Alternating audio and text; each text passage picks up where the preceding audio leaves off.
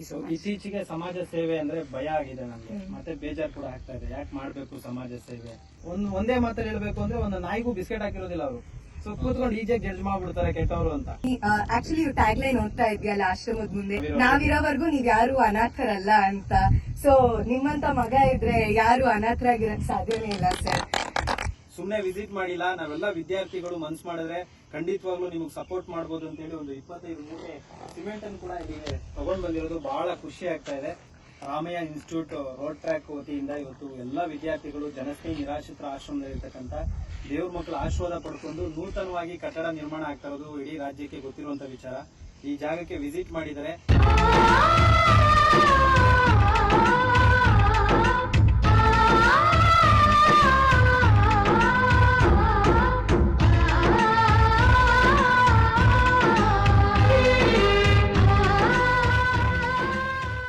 ಸ್ನೇಹಿತರೆ ನಮಸ್ಕಾರ, ನಾನು ನಿಮ್ಮ ಪ್ರೀತಿಯ ಜನಸ್ನೇಹಿ ಯೋಗೇಶ್. ಮೊದಲನೇದಾಗಿ ರಾಮಯ್ಯ ಇನ್ಸ್ಟಿಟ್ಯೂಟ್ ರೋಡ್ ಟ್ರ್ಯಾಕ್ ವತಿಯಿಂದ ಇವತ್ತು ಎಲ್ಲ ವಿದ್ಯಾರ್ಥಿಗಳು ಜನಸ್ನೇಹಿ ನಿರಾಶ್ರಿತರ ಆಶ್ರಮದಲ್ಲಿರ್ತಕ್ಕಂಥ ದೇವ್ರ ಮಕ್ಕಳ ಆಶೀರ್ವಾದ ಪಡ್ಕೊಂಡು ನೂತನವಾಗಿ ಕಟ್ಟಡ ನಿರ್ಮಾಣ ಆಗ್ತಾ ಇರೋದು ಇಡೀ ರಾಜ್ಯಕ್ಕೆ ಗೊತ್ತಿರುವಂತ ವಿಚಾರ.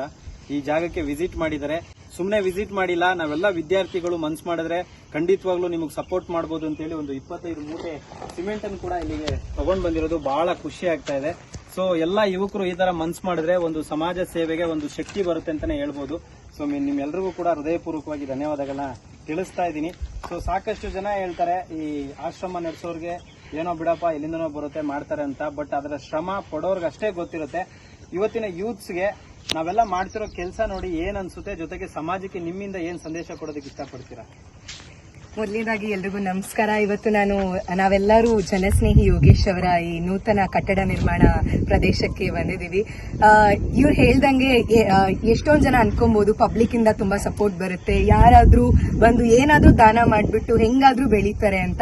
ಬಟ್ ಅದನ್ನ ಕಟ್ಟದವ್ರಿಗೆ ಮಾತ್ರ ಆ ಶ್ರಮ ಗೊತ್ತಾಗುತ್ತೆ ಅಂತ ಹೇಳ್ತಾ, road track club of Ramaiah university ವತಿಯಿಂದ ಇವತ್ತು ನಾವು ನಮ್ಮ ಕಡೆಯಿಂದ ಒಂದು ಸಣ್ಣ ಪ್ರಯತ್ನ ವಿದ್ಯಾರ್ಥಿಗಳ ವತಿಯಿಂದ, ಆಕ್ಚುಲಿ ಟ್ಯಾಗ್ ಲೈನ್ ಓದ್ತಾ ಇದ್ಯಲ್ಲ ಆಶ್ರಮದ ಮುಂದೆ, ನಾವಿರೋವರೆಗೂ ನೀವ್ ಯಾರು ಅನಾಥರಲ್ಲ ಅಂತ. ಸೊ ನಿಮ್ಮಂತ ಮಗ ಇದ್ರೆ ಯಾರು ಅನಾಥರಾಗಿರಕ್ ಸಾಧ್ಯನೇ ಇಲ್ಲ ಸರ್. ಎಲ್ಲರೂ ಪ್ರತಿಯೊಬ್ರು ಪಬ್ಲಿಕ್ ಅವರು ಆಗಿರ್ಬೋದು, ವಿದ್ಯಾರ್ಥಿಗಳಾಗಿರ್ಬೋದು, ಪ್ರೊಫೆಷನಲ್ಸ್ ಆಗಿರ್ಬೋದು, ಇಲ್ಲಿಗೆ ಬಂದು ಈ ಒಂದು ಕಟ್ಟಡ ನಿರ್ಮಾಣಕ್ಕೆ ನೀವು ಕೂಡ ಸಹಾಯ ಹಸ್ತವನ್ನ ನೀಡಿ ಅಂತ ಹೇಳ್ತಾ ಥ್ಯಾಂಕ್ ಯು ಸೋ ಮಚ್. ಇತ್ತೀಚೆಗೆ ಸಮಾಜ ಸೇವೆ ಅಂದ್ರೆ ಭಯ ಆಗಿದೆ ನನಗೆ, ಮತ್ತೆ ಬೇಜಾರು ಕೂಡ ಆಗ್ತಾ ಇದೆ. ಯಾಕೆ ಮಾಡ್ಬೇಕು ಸಮಾಜ ಸೇವೆ ಅಂದ್ರೆ, ಸಮಾಜ ಸೇವೆ ಮಾಡಿದವ್ರಿಗೆ ಕೊನೆಗೆ ಸಿಗೋ ಬಹುಮಾನ ಏನಪ್ಪಾ ಅಂದ್ರೆ ಅವಮಾನನೇ ಜಾಸ್ತಿ ಆಗುತ್ತೆ. ಅಂದ್ರೆ ಇಷ್ಟೆಲ್ಲ ಕಷ್ಟಪಟ್ಟು ಈಗ ನೀವೇ ನೋಡ್ತಾ ಇದ್ರಿ, ನೀವು ಬಂದಾಗ ನಾನು ಏನ್ ಕೆಲಸ ಮಾಡ್ತಾ ಇದ್ದೆ ನೀವೇ ಅದನ್ನ ಗಮನಿಸಿರ್ತೀರಾ. ಬಟ್ ಅದ್ರ ಶ್ರಮ ನಮ್ಗಷ್ಟೇ ಗೊತ್ತಿರುತ್ತೆ. ಬಟ್ ಸರ್ಕಾರದ ಯಾವುದೇ ಅನುದಾನಗಳಿಲ್ಲದೆ ಕೇವಲ ಜನ ಕೊಟ್ಟಂತ ಹಣದಲ್ಲಿ ಇವತ್ತು ಈ ಜಾಗ ಕೂಡ ಯಾವುದೋ ಸರ್ಕಾರದ ಗೋಮಾಳ ಜಾಗ ಅಲ್ಲ, ಅರ್ಥ ಮಾಡ್ಕೋಬೇಕು. ಜನ ಕೊಟ್ಟಂತ 1 ರೂಪಾಯಿ ಹಣನ ಉಳಿಸಿ ಆ ದುಡ್ಡಲ್ಲೇ ಜಾಗವನ್ನ ಖರೀದಿ ಮಾಡಿ ಚಾರಿಟಿ ಹೆಸರು ರಿಜಿಸ್ಟರ್ ಮಾಡಿದೀನಿ ಅಲ್ವಾ, ಇದನ್ನ ಜನ ಅರ್ಥ ಮಾಡ್ಕೋಬೇಕು. ಸೊ ಇಲ್ಲಿ ಒಂದು ಕೆಲಸ ನಡೀತಾ ಇರೋದು, ನಮ್ಮ ಮನೆ ಕಟ್ತಾ ಇಲ್ಲ ನಾನು, ಸೊ ನಾನಿರೋದಕ್ಕೆ ಅರಮನೆ ಕಟ್ಕೋತಾ ಇಲ್ಲ, ಇಲ್ಲಿ ವಯಸ್ಸಾಗಿರೋರು ಇರೋದಕ್ಕೆ ಸ್ವರ್ಗ ನಿರ್ಮಾಣ ಮಾಡ್ತಾ ಇದೀವಿ. ಸೊ ಹಾಗಾಗಿ ಪ್ರತಿಯೊಬ್ಬರು ಸಪೋರ್ಟ್ ಬಹಳ ಮುಖ್ಯವಾಗಿ ಬೇಕಾಗತ್ತೆ. ಮುಖ್ಯವಾಗಿ ನೀವು ಇವತ್ತು ಇಲ್ಲಿ ವಿಸಿಟ್ ಮಾಡಿದ್ದು ಬಹಳ ಸಂತೋಷ. ನಿಮ್ಮೆಲ್ಲರಿಗೂ ಕೂಡ ತುಂಬ ಹೃದಯದ ಧನ್ಯವಾದಗಳು. ಅಂದ್ರೆ ಒಂದಷ್ಟು ಜನ ನೆಗೆಟಿವ್ ಆಗಿ ಮಾತಾಡ್ತಾರೆ, ನೆಗೆಟಿವ್ ಆಗಿ ಕಮೆಂಟ್ಸ್ ಹಾಕ್ತಾರೆ. ಎಲ್ಲೋ ಕೂತ್ಕೊಂಡು ಮೊಬೈಲ್ ಇದೆ, ನೆಟ್ ಇದೆ, ಆಮೇಲೆ ಅವ್ರಿಗೆ ಇದ್ರ ಪರಿಜ್ಞಾನನೇ ಇರೋದಿಲ್ಲ. ಒಂದೇ ಮಾತಲ್ಲಿ ಹೇಳ್ಬೇಕು ಅಂದ್ರೆ ಒಂದು ನಾಯಿಗೂ ಬಿಸ್ಕೆಟ್ ಹಾಕಿರೋದಿಲ್ಲ ಅವರು. ಸೊ ಕೂತ್ಕೊಂಡು ಈಜಾಗಿ ಜಡ್ಜ್ ಮಾಡ್ಬಿಡ್ತಾರೆ ಕೆಟ್ಟವರು ಅಂತ. ಅದೇ ಅಣ್ಣ, ನಾವು ದಿನ ಇನ್ಸ್ಟಾಗ್ರಾಮ್ ಅಲ್ಲಿ ನೋಡ್ತಿದ್ವಿ. ನಾವು ರೋಡ್ ಟ್ರ್ಯಾಕ್ ಇಂದ ಇದು 3ನೇ ವರ್ಷ ನಾವು ನಡ್ಸ್ಕೊಂಡ್ ಬಂದಿರೋದು ನಮ್ಮ ರಾಮಯ್ಯದಲ್ಲಿ. ಆಚೆ ಕಡೆ ಆದ್ರೆ ಅದು ಎಷ್ಟೋ ವರ್ಷಗಳ ರೋಡ್ ಟ್ರ್ಯಾಕ್ ಇದೆ, ಒಂದು 60-100 ಕ್ಲಬ್ಸ್ ಇರ್ಬೋದು. ಅದ್ರಲ್ಲಿ ನಾವು ಒಬ್ರು. ಡಿಸ್ಟಿಕ್ ಅಲ್ಲಿ 60 ಕ್ಲಬ್ಸ್ ಇರುತ್ತೆ, ಅದ್ರಲ್ಲಿ ನಾವು ಒಂದು 100 ತರ ಪ್ರಾಜೆಕ್ಟ್ ಮಾಡ್ತಾ ಇರ್ತೀವಿ ವರ್ಷಕ್ಕೆ. ಇದು ಒಂದು ಪ್ರಾಜೆಕ್ಟ್ ತರ ನಮಗೂ ಅನಿಸ್ಲಿ, ಇನ್ನೊಬ್ರಿಗೆ ಯೂಸ್ ಆಗ್ಲಿ. ಎನಿವೇ ಇವರು ನಮ್ಮ ಯೋಗೇಶ್ ಅಣ್ಣವರು ಕಷ್ಟ ಬೀಳ್ತಾ ಇದ್ದಾರೆ, ನಮ್ದು ಒಂದು ಕೈ ಜೋಡಿಸುವ ಅಂದ್ಬಿಟ್ಟು ನಾನು ನಿಮ್ಮನ್ನ ಕರೆಸಿದೆ ಯೂನಿವರ್ಸಿಟಿಗೆ. ಕರೆಸಿ ನಾನು ಈ ತರ ಹಿಂಗ್ ಮಾಡುವ ಒಳ್ಳೆ ಯೋಜನೆ ಅಂತ ಅನ್ಕೊಂಡು ಇವತ್ತು ವಿಸಿಟ್ ಮಾಡಬೇಕಾಗಿತ್ತು. ಡೈರೆಕ್ಟ್ ಅಲ್ಲಿ ವಿಸಿಟ್ ಮಾಡಿದೆ ಆಶ್ರಮಗೆ. ಆಶ್ರಮದಲ್ಲಿ ವಾತಾವರಣ ನೋಡ್ಬೇಕಾದ್ರೆ ದೇವರಣೆ ಎಲ್ಲೋ ದೇವಸ್ಥಾನಕ್ಕೆ ಹೋಗಿ ಬಂದಂಗೆ ಆಯ್ತು. ನನಗೆ ದೇವಸ್ಥಾನಕ್ಕೆ ಹೋಗಿ ಬಂದಂಗೆ ಆಯ್ತು. ಇದು ವಾತಾವರಣ ಅದು ಇದಾಗಿರ್ಲಿ, ಅದು ಮಾಡಿರೋ ಅನುಕೂಲ, ಆ ದೇವ್ರ ಮುಂದೆಗಡೆ ಎಂಟ್ರಿ ಕೊಡ್ಬೇಕಾದ್ರೆ. ಇವಾಗ ನಾನು ಬಂದಾದ್ಮೇಲೆ ಅಣ್ಣ ನೀವು ಇರಲ್ಲ ಅಂತಾಗೂ ಬಂದಾದ್ಮೇಲೆ ನೋಡಿದೆ, ನೀವು ಕಷ್ಟ ಬೀಳ್ತಾ ಇದ್ದಿದ್ದು ನೋಡಿದೆ, ಇಲ್ಲಿ ನೀವೇ ಕೆಲಸ ಮಾಡ್ತಾ ಇರೋದು ನೋಡ್ತಾ ಇದ್ದೀನಿ. ಹಂಗಾಗಿ ಎಲ್ಲ ನಾವಿವಾಗ ನಮ್ಮಲ್ಲೇ ನಾವು ಮಾತಾಡ್ತಾ ಇರ್ತೀವಿ, ಇಲ್ಲಿ ಯಾವ್ದೋ ಜಮೀನ್ ಲೈಕ್ ಇವಾಗ ಯಾರೋ ಕೊಟ್ಟಿರ್ತಾರೆ ಜಾಗ, ಅಣ್ಣ ಕಟ್ತಾ ಇರ್ಬೋದು, ಇಲ್ಲ ಯಾವ್ದೋ ದುಡ್ಡು ಅಂತ ನಾವು ಜನರಲ್ ಆಗಿ ಜನ ಮಾತಾಡ್ತಾ ಇರ್ತಾರೆ, ನಾವು ಕೇಳಿ ಬಯಸಿದೀವಿ. ಇವಾಗ ನೀವು ಹೇಳೋ ಮೇಲೆ ನಾನು 1 ರೂಪಾಯಿ ಕೂಡಿಕೆ ತಗೊಂಡಿದ್ದೀನಿ ಅಂದ್ಮೇಲೆ ಅದಕ್ಕೆ ನಾವು ಯಾಸಪ್ ಹೇಳಬೇಕಣ್ಣ. ಇದು ಮುಂದೆ ಇವಾಗ ನೋಡಕ್ಕೆ ಹಿಂಗ್ ಕಾಣಿಸ್ತಾ ಇರ್ಬೋದು, ಮುಂದೆ ಇದು ಒಂದು ಎತ್ತರಕ್ಕೆ ಬೆಳೆಯುತ್ತೆ ಅನ್ನೋದು ನಮ್ಗಂತೂ ಅನ್ಸಿದೆ. ಆಚೆ ಕಡೆ ನೀವು ನೋಡ್ಬೇಕಾದ್ರೆ ನೀವು ಒಂದು ಎತ್ತರಕ್ಕೆ ಎತ್ಕೊಂಡು ಹೋಗ್ತೀರಾ, ಇಲ್ಲೆಲ್ಲಾರ್ಗು ಎಲ್ಲ ದೇವ್ರ ಮಕ್ಳಿಗೂ ಒಳ್ಳೆ ದಾರಿ ಮಾಡಿ ತೋರಿಸ್ತೀರಾ.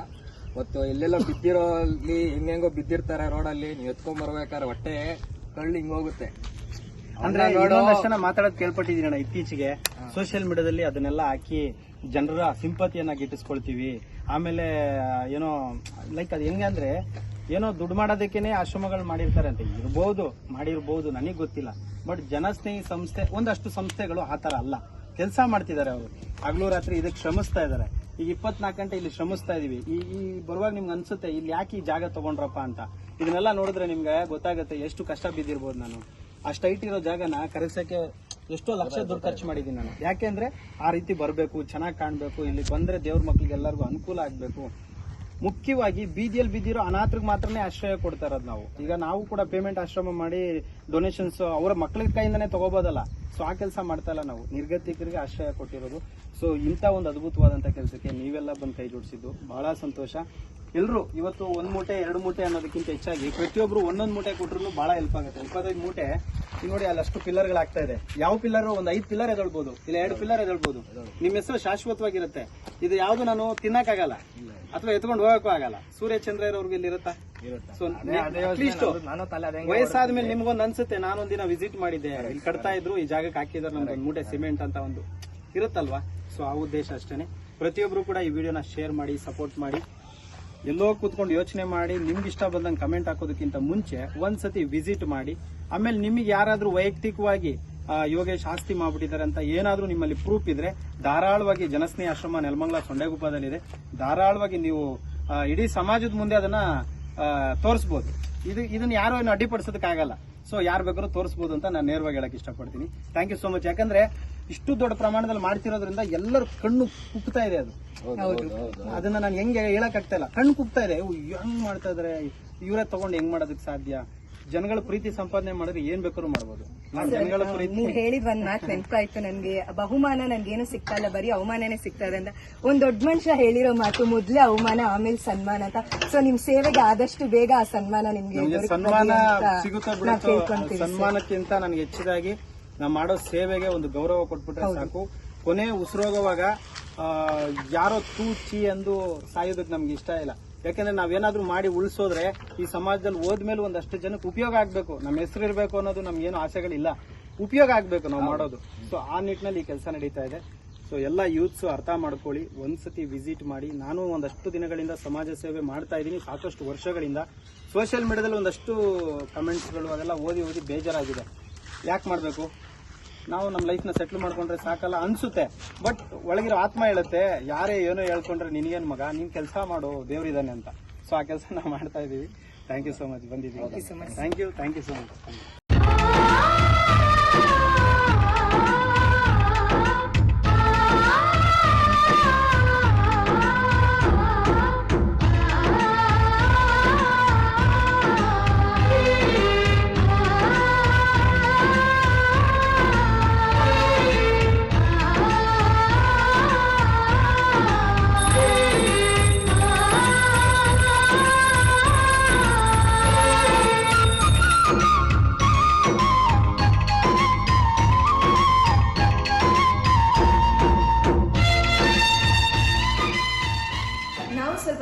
ಕಾಲ ಕಳೆದ್ಬಿಟ್ಟು ನಾವು ಒಂದೆರಡು ಗೇಮ್ ಆಡ್ಕೊಂಡು ಹೋಗೋಣ ಅಂತ ಬಂದಿದ್ದೀವಿ.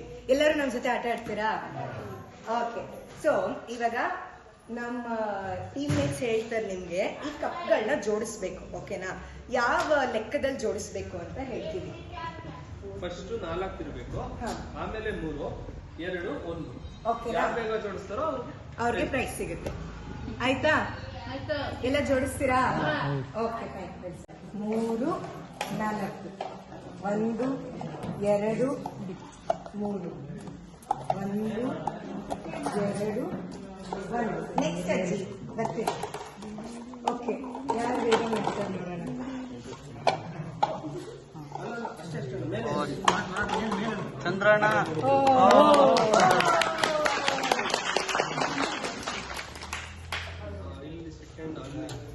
Second, third.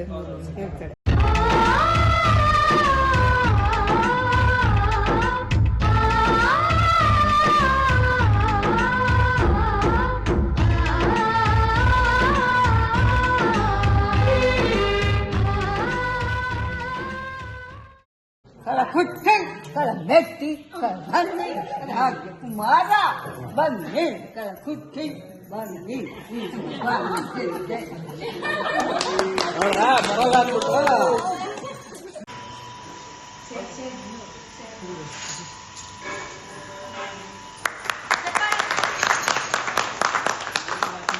ಎರಡನೇದಾಗಿ ಅರುಣ್ ಅವರು ಇಲ್ಲ ಅವ್ರೆ second place first place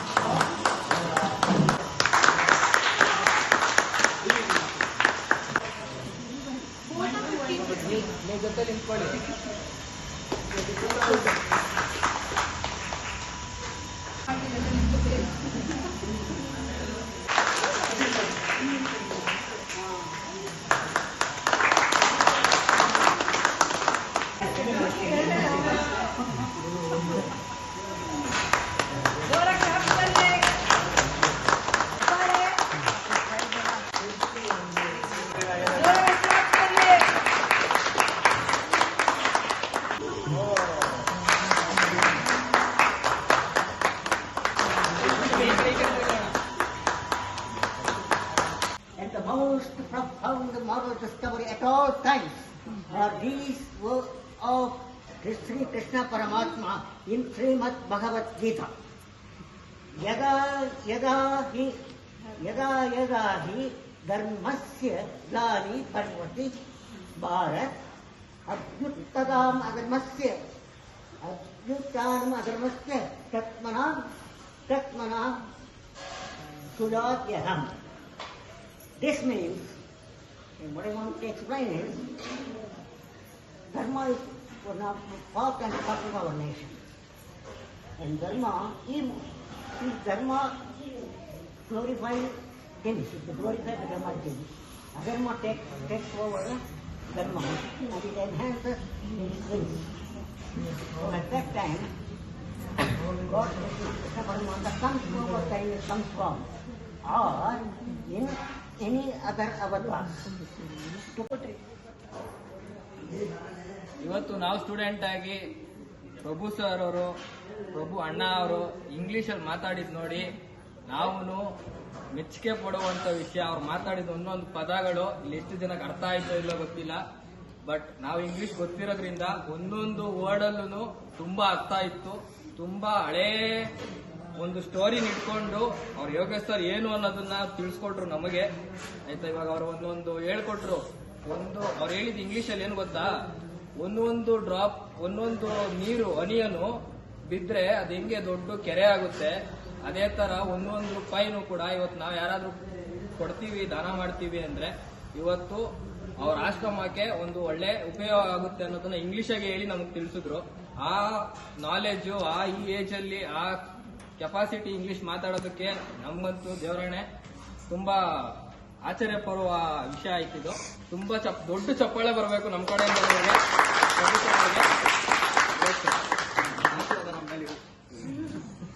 You are also very great.